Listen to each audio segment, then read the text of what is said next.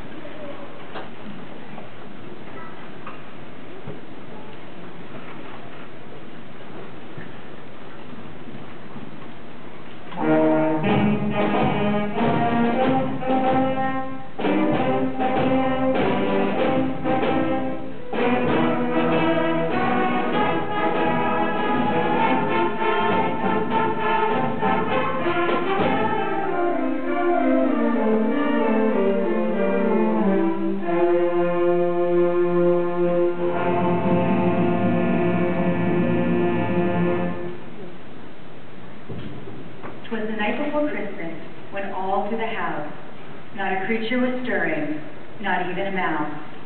The stockings were hung by the chimney with care, in the hopes that St. Nicholas soon would be there.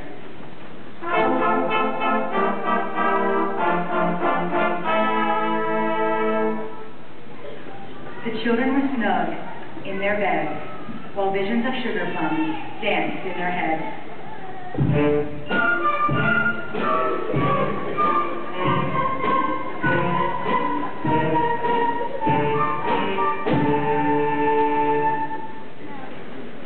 And Ma in her kerchief and I in my cap had just settled down for a long winter's nap.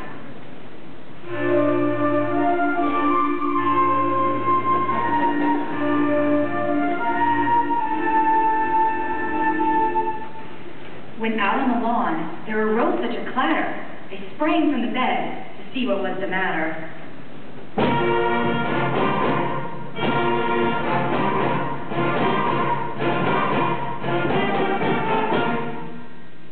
Away to the window, I flew like a flash, tore open the shutters, and opened the sash. The moon on the breast of the new fallen snow gave the luster of midday to objects below.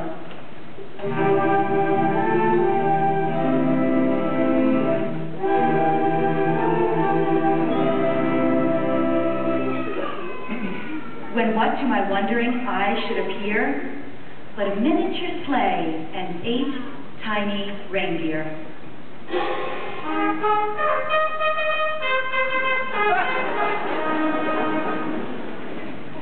With a little old driver so lively and quick, I knew in a moment it must be St. Nick.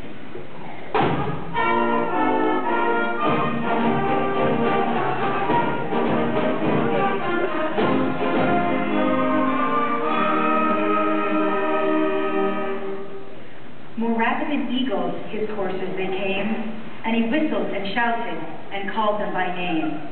Now Dasher, now Dancer, now Prancer and Vixen, on Comet, on Cupid, on Dasher and Vixen.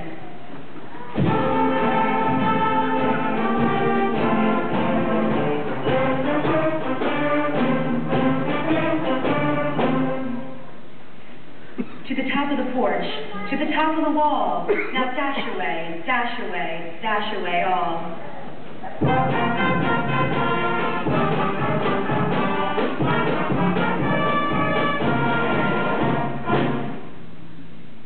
Dry leaves that before the wild hurricanes fly, when they meet with an obstacle, mount to the sky.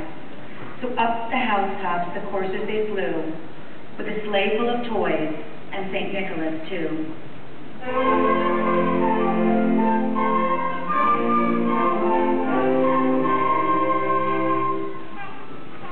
And then in a twinkling, I heard on the roof the prancing and pawing sound of each little hoof.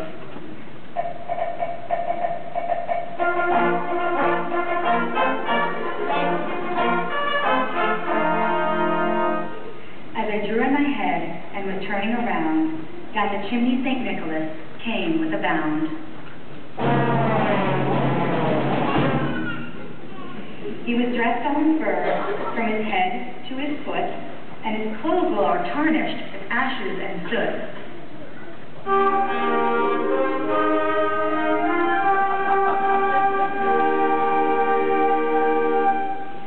A bundle of toys he had flung on his back, and he looked like a peddler opening his sack.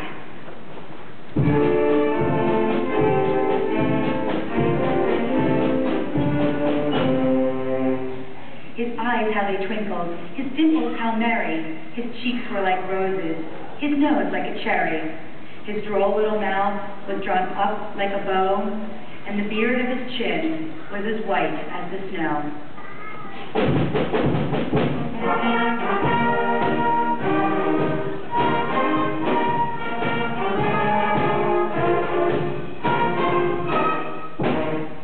The stump of a pipe he held tight in his teeth, and the smoke it encircled his head like a wreath.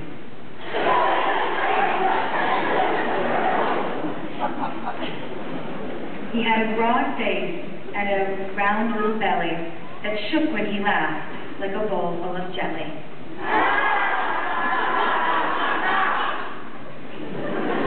He was chubby and plump, a right jolly old elf, and I laughed when I saw him, in spite of myself.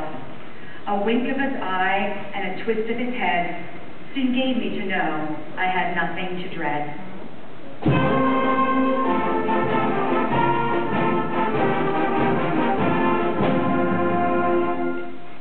He spoke not a word, but went straight to his work, and filled all the stockings, and turned with a joke, and laying a finger aside of his nose, and giving a nod, up the chimney he rode.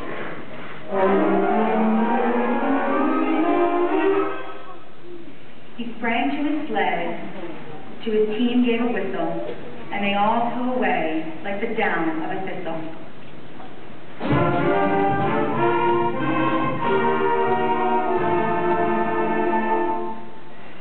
But I heard him exclaim, ere he drove out of sight, "Happy Christmas to all, and to all a good night."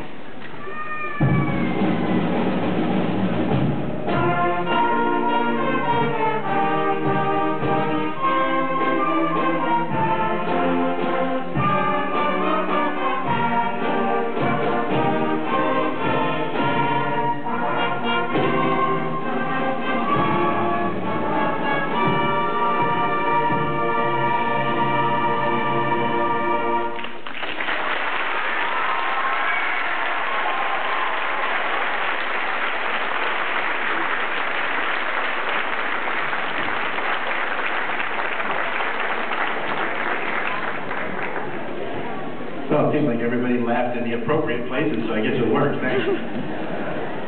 Okay, we're going to kind of bring it back to more